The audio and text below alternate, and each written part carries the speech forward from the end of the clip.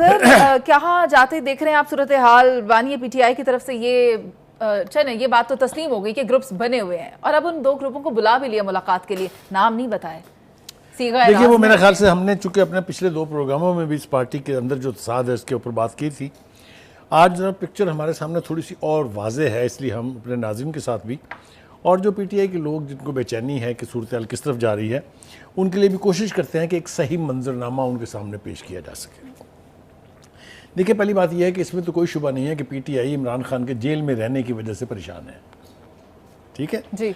और प्रेशर बढ़ता जा रहा है कि जनाब इमरान खान साहब को बाहर लेके आया जाए। ख़ास तौर पर जब उमर अयूब साहब ने इस्तीफ़ा नहीं दिया था तो आपको याद होगा उनकी धुनाई हुई थी ठीक ठाक, मरकज़ ने जो उनका घेराव किया था और मुतालबा किया था जिसके रद्द अमल के तौर पर उन्होंने इस्तीफ़ा दे दिया था एज पार्टी सेक्रेटरी जनरल। लेकिन असल वजह ये नहीं है, असल वजह यह है कि उनको नेशनल असम्बली के अंदर सेकंड मोस्ट इम्पॉर्टेंट ओहदा जो है हस्बे इक़्तिदार के कायदे हस्बे इक़्तिदार और कायदे हस्बे इख्तलाफ कह लें या मुखालिफ कह लें, तो वो ओहदा उन्होंने हासिल कर लिया। लिहाजा उन्होंने कहा कि अब मुझे इससे चिमटे रहने की ज़रूरत इसलिए नहीं है कि इसकी वजह से मुझे यानी तनकीद का निशाना भी बनाया जा रहा है, मेरे ऊपर रिएक्शन भी आ रहा है जी। तो वो उन्होंने कहा कि ये तो मैं अपने गले से उतारूं, मैं अब महफूज बैठ गया हूँ कौमी असम्बली की छत के नीचे।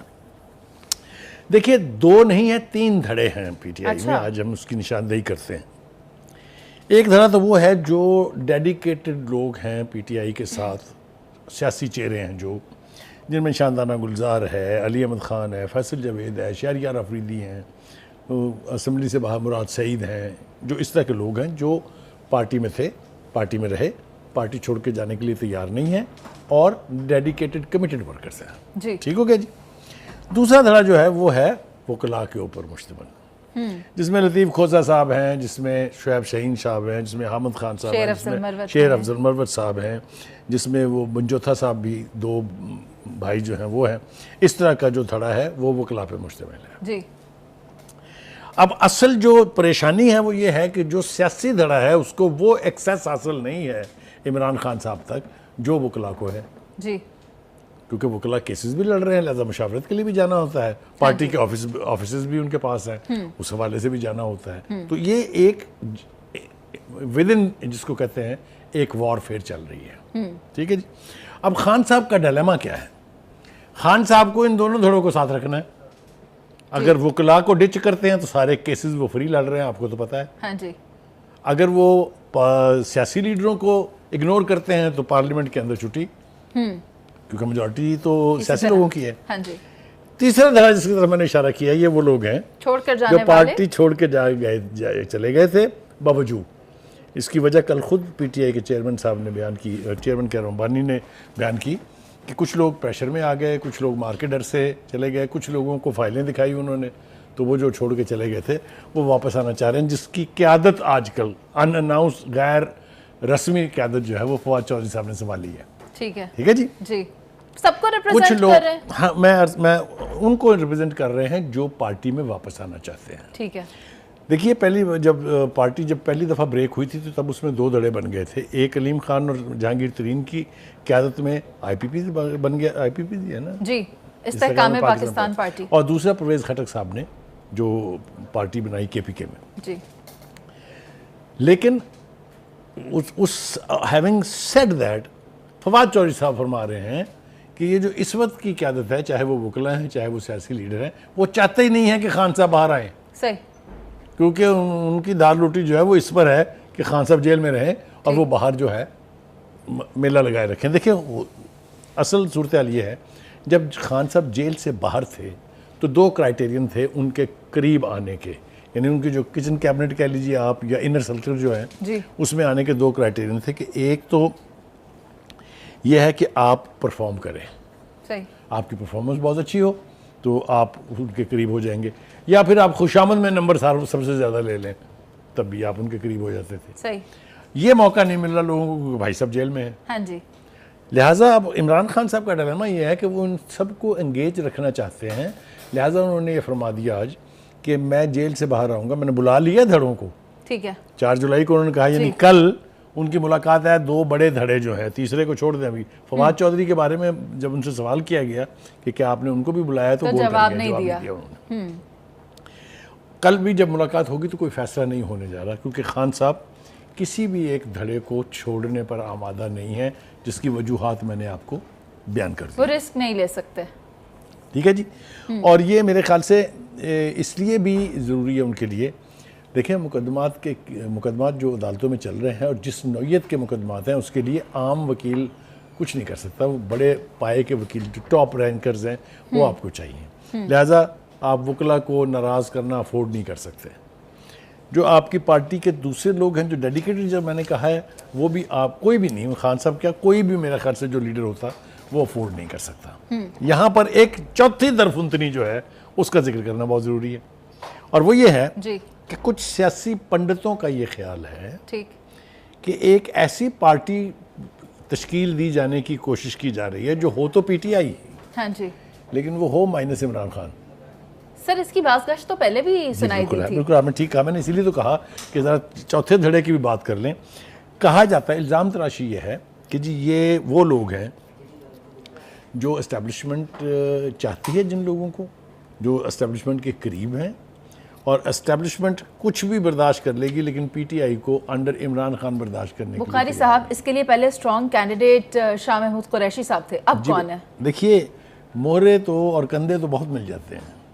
जब आपको एक पार्टी जिसको एस्टेब्लिशमेंट की मुकम्मल सपोर्ट हासिल होगी, उसकी क़यादत के लिए कहा जाएगा, तो सब कुछ सभी लपकेंगे उस तरफ। सही। यानी माइनस इमरान खान पार्टी उसी सूरत में बनेगी जब मेजॉरिटी जो है वो एस्टेब्लिशमेंट का हिस्सा बनने के लिए तैयार हो जाए, यानी या उस पार्टी का जो अलेजिडली कहा जा रहा है कि एस्टेब्लिशमेंट बनाना चाहती है। तो अब आप ये देखिए कि जब सूरत हाल इतनी गंभीर हो कि एक पार्टी में इतने धड़े भी हैं, पार्टी के ऊपर प्रेशर भी है, वो बानी जो है उसके वो जेल में हैं, उनकी ज़ौजा मोहतरमा जो है वो भी जेल में है, और बाहर जो है वो आपस में जिस किस्म की यानी लफाजी इस्तेमाल की जा रही है। अगर आपको मैं याद दिलाऊं, जो शेर अफजल मरवत साहब जो हैं, उन्होंने जो ज़ुबान इस्तेमाल की थी अपने मुखालफिन, पार्टी के अंदर जो मुखालफिन है उनके बारे में, और जो उनके बारे में ज़ुबान इस्तेमाल की गई दूसरी तरफ से, अगर आप नाम लेना चाह रही हैं कि मैं नाम लूँ उनको, तो आपको याद है जो कुछ उन्होंने हामिद खान साहब के बारे में और दूसरे लोगों के बारे में कहा था। और अब उसकी एक नई शक्ल जो है वो फवाद चौधरी साहब हामिद खान साहब के बारे में क्या फरमा रहे हैं वो भी आपने सुन ही लिया है कि जब पार्टी जो है मुश्किलात से दो चार थी, तो उस वक्त भाई साहब आप ऑस्ट्रेलिया में बैठे अपने फार्म हाउस में वक्त गुजार रहे थे। ये मुझे तो खैर ऐसी कोई परेशानी नहीं है, लेकिन पीटीआई के जो जेन्युइन लोग हैं, जो चाहते हैं कि पार्टी जो है वो कायम रहे, जो चाहते हैं कि पार्टी मेन स्ट्रीम पॉलिटिक्स का हिस्सा बने, उनके लिए सूरत हाल बहुत ही परेशान कुन है।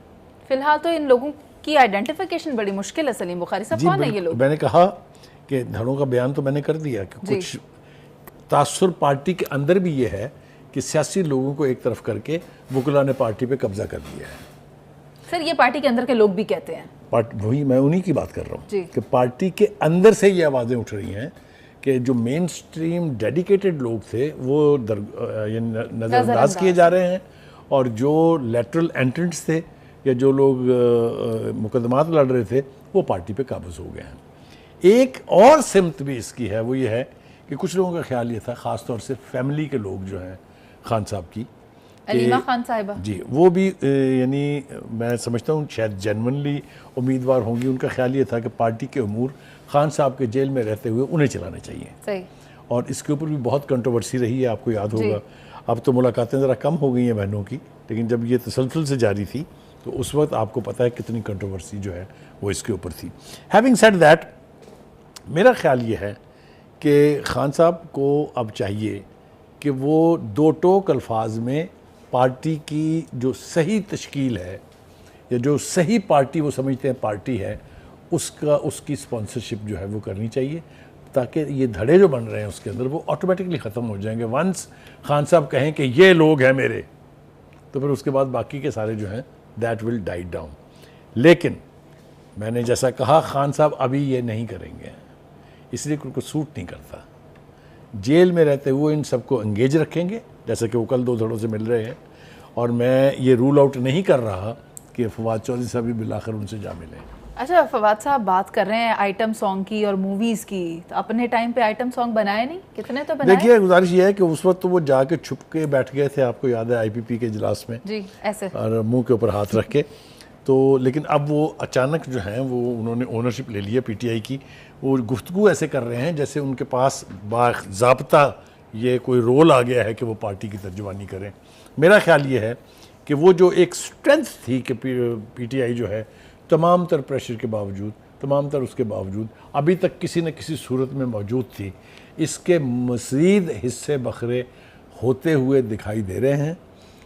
कैसे खान साहब इसको रोकेंगे, कैसे इसके ऊपर काबू पाएंगे, दिस इज़ एनीबॉडीज गेस। इतनी मुश्किलें, इतनी परेशानियां परवेज़ इलाही साहब ने ऐसे ही काट ली कि अगर उन्हें कंसिडर नहीं करेंगे तो?